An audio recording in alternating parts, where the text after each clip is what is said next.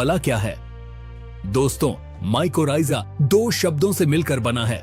Micro का मतलब होता है फूंद और राइजा का मतलब होता है जड़, यानी यह एक ऐसी फफूंद है जो पौधे की जड़ों के साथ रहती है।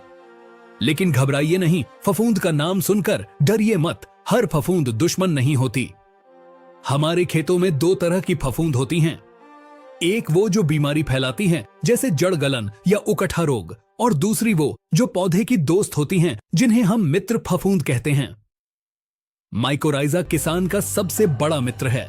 इसे आप ऐसे समझिए जैसे हम इंटरनेट के लिए वाईफाई का इस्तेमाल करते हैं। अगर आपके फोन का नेटवर्क कमजोर है तो वाईफाई उसे ताकत देता है। ठीक उसी तरह पौधे की अपनी जड़ें सीमित होती हैं। वो मिट्टी में एक हद तक ही फैल सकती हैं, लेकिन जब आप खेत में माइकोराइजा डालते हैं तो यह पौधे की जड़ों के साथ चिपक जाती है और मिट्टी के अंदर अपना एक विशाल नेटवर्क, एक जाला बिछा देती है। यह जाला इतना बारीक होता है कि नंगी आंखों से दिखाई नहीं देता, लेकिन यह उन जगहों तक पहुंच जाता है जहां पौधे की मोटी जड़ें कभी नहीं पहुंच सकती। तो सरल शब्दों में माइकोराइजा पौधे की जड़ों का विस्तार है।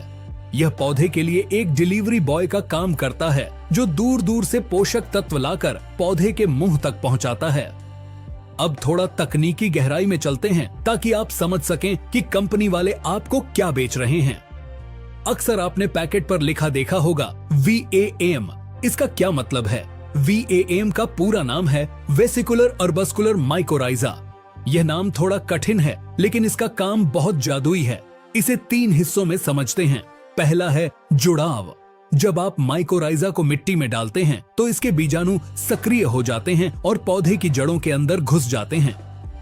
यह कोई जबरदस्ती घुसपैठ नहीं है, बल्कि यह एक सहजीवी संबंध है। यानी तुम मुझे खून दो, मैं तुम्हें आजादी दूंगा की तर्ज पर तुम मुझे खाना दो, मैं तुम्हें पानी और खाद दूंगा। दूसरा है वेसिकल्स। जड़ों के अंदर घुसने के बाद यह फफूंद गुब्बारे जैसी संरचना बनाती है, जिसे वेसिकल्स कहते हैं। ये गुब्बारे भोजन का गोदाम होते हैं। जब पौधे को मुसीबत आती है या सूखा पड़ता है तो यही गोदाम पौधे को जिंदा रखता है। तीसरा है अर्बस्कल्स। यह सबसे महत्वपूर्ण हिस्सा है। फफूंद जड़ों की कोशिकाओं के अंदर पेड़ की शाखाओं जैसा एक ढांचा बनाती है। यही वह जगह है जहां लेन देन होता है। फफूंद मिट्टी से जो फास्फोरस, जिंक, कॉपर और पानी खींच कर लाती है, वो इन्हीं अर्बस्कल्स के जरिए पौधे को देती है, और बदले में पौधा प्रकाश संश्लेषण से जो ग्लूकोज बनाता है वो फफूंद को देता है। यह कुदरत का बनाया हुआ सबसे बेहतरीन इंजीनियरिंग मॉडल है। एक पौधा अपनी जड़ों से जितना फास्फोरस ले सकता है, माइकोराइजा उसे 10 से 100 गुना तक बढ़ा देता है। सोचिए, आपने खेत में DAP डाला। DAP का फास्फोरस मिट्टी में जाकर फिक्स हो जाता है, जम जाता है। पौधे की जड़ें उसे नहीं उठा पाती, लेकिन माइकोराइजा उस जमे हुए पत्थर बने फास्फोरस को भी घोलकर पौधे को पिला देता है। यही इसका असली काम है। किसान भाइयों, अब आते हैं इस वीडियो के सबसे महत्वपूर्ण हिस्से पर। बाजार में लूट मची है। माइकोराइजा के नाम पर किसानों को काली राख, कोयला या ह्यूमिक एसिड बेचा जा रहा है। आप पैसे भी खर्च कर रहे हैं और रिजल्ट भी नहीं मिल रहा। तो आप असली माइकोराइजा की पहचान कैसे करेंगे? खेत में डालने से पहले ये 4 टेस्ट जरूर करें। टेस्ट नंबर 1, पैकेट और FCO की जांच। सबसे पहले पैकेट को ध्यान से देखें। भारत सरकार के नियम के अनुसार हर बायो फर्टिलाइजर पर FCO का नंबर होना अनिवार्य है। इसके अलावा पैकेट पर IP काउंट लिखा होना चाहिए, जैसे 60 IP प्रति ग्राम या 1200 IP प्रति ग्राम। IP का मतलब है उस पाउडर के 1 ग्राम में कितने जिंदा बीजाणु हैं। अगर पैकेट पर सिर्फ ग्रोथ प्रमोटर लिखा है और IP काउंट गायब है तो समझ जाइए दाल में कुछ काला है।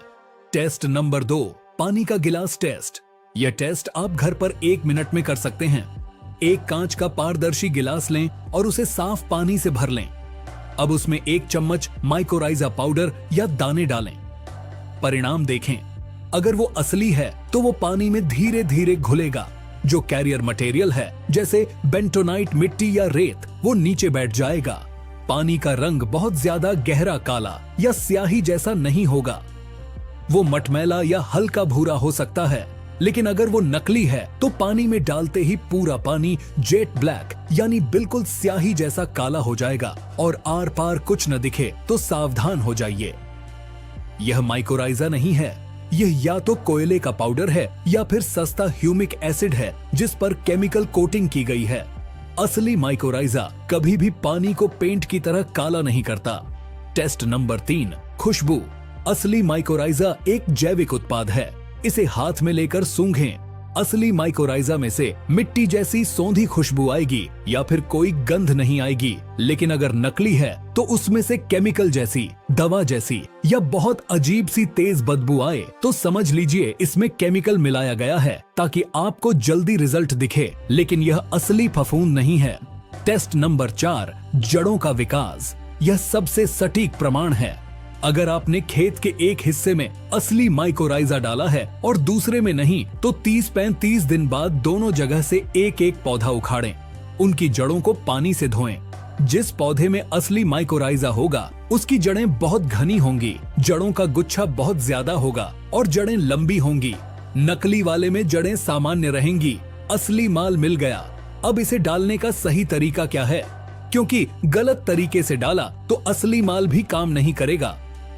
माइकोराइजा को खेत में देने के 2 सबसे अच्छे तरीके हैं। पहला, बुवाई के समय। यह सबसे अच्छा समय है। जब आप बीज बो रहे हो तभी माइकोराइजा को मिट्टी में मिला दें। अगर दानेदार है तो 4 से 5 किलो प्रति एकड़, अगर पाउडर फॉर्म में है तो 200 से 250 ग्राम प्रति एकड़। ध्यान रहे, माइकोराइजा को बीज के पास गिरना चाहिए, क्योंकि जैसे ही बीज अंकुरित होगा और जड़ निकलेगी, माइकोराइजा को तुरंत उस पर चिपकना होता है। अगर जड़ और माइकोराइजा में दूरी ज्यादा हुई तो यह फफूंद मर जाएगी। दूसरा तरीका है पहली सिंचाई पर। अगर आप बुवाई के समय चूक गए हैं तो पहली सिंचाई के समय इसे खाद या मिट्टी में मिलाकर फेंक सकते हैं या ड्रिप से चला सकते हैं, लेकिन 30-40 दिन की फसल होने के बाद इसका बहुत ज्यादा फायदा नहीं मिलता, क्योंकि तब तक जड़ें काफी बन चुकी होती हैं। किसान भाइयों, अब जो मैं बताने जा रहा हूं यह सबसे महत्वपूर्ण हिस्सा है। 90% किसान यही गलती करते हैं। माइकोराइजा एक जिंदा फफूंद है। अगर आप इसे मारने वाली दवाई के साथ डाल देंगे तो यह काम कैसे करेगा? सावधानी नंबर 1, फफूंदनाशक से दुश्मनी। माइकोराइजा खुद एक फफूंद है। अगर आप इसे किसी भी फफूंदनाशक जैसे कार्बेंडाजिम, मैनकोजेब, साफ या सल्फर के साथ मिलाकर डालते हैं तो यह तुरंत मर जाएगा। नियम यह है कि माइकोराइजा डालने के कम से कम 5 से 7 दिन पहले और 5 से 7 दिन बाद तक खेत में कोई भी फफूंदनाशक न डालें। अगर बीज उपचार करना है तो पहले केमिकल फफूंदनाशक से करें, फिर सुखाएं और अंत में माइकोराइजा से उपचारित करें। लेकिन बेहतर यही है कि दोनों का गैप रखें। सावधानी नंबर 2, फास्फोरस की अधिकता। यह सुनने में अजीब लगेगा, लेकिन सच है। अगर आप खेत में बहुत ज्यादा डीएपी या सिंगल सुपर फॉस्फेट डाल रहे हैं तो माइकोराइजा काम करना बंद कर देता है। क्यों?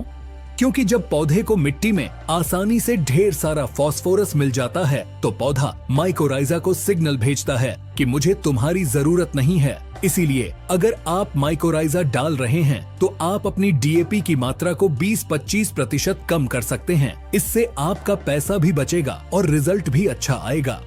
सावधानी नंबर 3, नमी है जरूरी। माइकोराइजा को जिंदा रहने के लिए नमी चाहिए। इसे सूखी धूल उड़ती मिट्टी में न डालें। डालने के तुरंत बाद सिंचाई करें या नमी होने पर ही डालें। तो किसान भाइयों, निष्कर्ष यही है कि माइकोराइजा कोई जादू नहीं बल्कि विज्ञान है।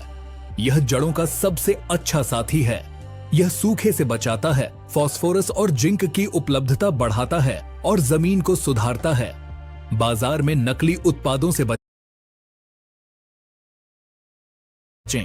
पानी वाला टेस्ट